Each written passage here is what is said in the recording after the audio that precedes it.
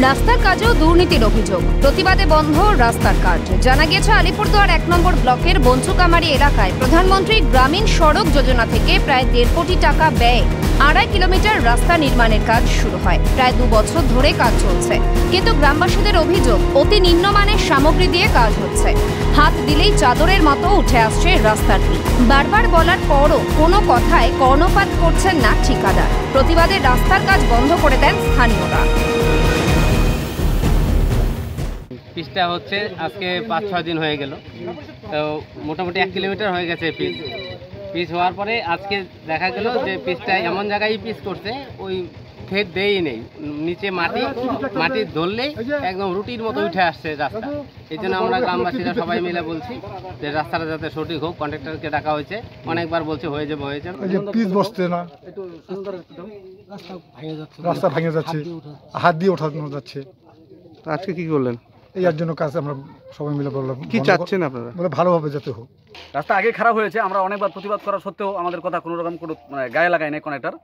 Connector একজন প্রভাবশালী ব্যক্তি আর কি, তো আমাদের গ্রামবাসীদেরকে কাউকেই পাত্তা দেয় না। আমরা ডাকি যে কাজটা এইভাবে হচ্ছে, উনি সবসময় আমাদেরকে সব। আলিপুরদুয়ার জেলা পরিষদের সভাধিপতি স্নিগ্ধা শৈব জানান, এ বিষয়ে কোনো লিখিত অভিযোগ আসেনি। তবে যেই দপ্তরের কাজ সেই দপ্তরের সাথে কথা বলা হবে, যাতে কাজ ভালো মতো হয় তার চেষ্টা চালাবেন। প্রথমত এটা জেলা পরিষদের কাজ নয়, আমার কাছে এরকম কোনো লিখিত অভিযোগও আমার কাছে আসেনি। কিন্তু অ্যাজ এ সভাধিপতি আমি বলবো যে ডিপার্টমেন্ট থেকে হোক না কেন রাস্তাটা আমার কাছে সেরকমভাবে অভিযোগ যদি আসে আমি নিশ্চয়ই সংশ্লিষ্ট যে দপ্তর রয়েছে তার সাথে আমি কথা বলে নিয়ে ব্যাপারটা খতিয়ে দেখে ঠিক করে দেওয়ার জন্য চেষ্টা করব।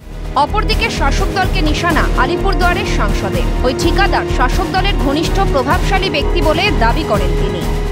টিএমসির কোনো লিডার সেই কাজটা করতেছে, কিন্তু সেখানে যে নিম্নমানের কাজ হচ্ছে সাধারণ মানুষ সেখানে গিয়ে দেখতে পেরেছে এবং হাত দিয়ে সে পিচগুলো কিন্তু বের হয়ে যাচ্ছে।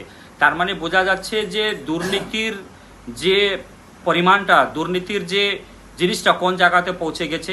আমরা চাই যে কাজ সুন্দরভাবে হোক, যে সাধারণ মানুষের টাকায় যে রাস্তা হচ্ছে, যে রাস্তা সাধারণ মানুষের ট্যাক্সে দিয়ে হচ্ছে, সে কাজটা ভালো হোক। দুর্নীতি নিয়ে এর আগেও বহুবার কাঠগড়ায় উঠে এসেছে শাসক দলের নাম। রাস্তার কাজেও তার অন্যথা হয়নি। তাহলে দুর্নীতির চাদরে মুড়ে গেছে বাংলা, উঠছে প্রশ্ন। বিশ্বজিৎ চক্রবর্তীর রিপোর্ট, ক্যালকাটা নিউজ।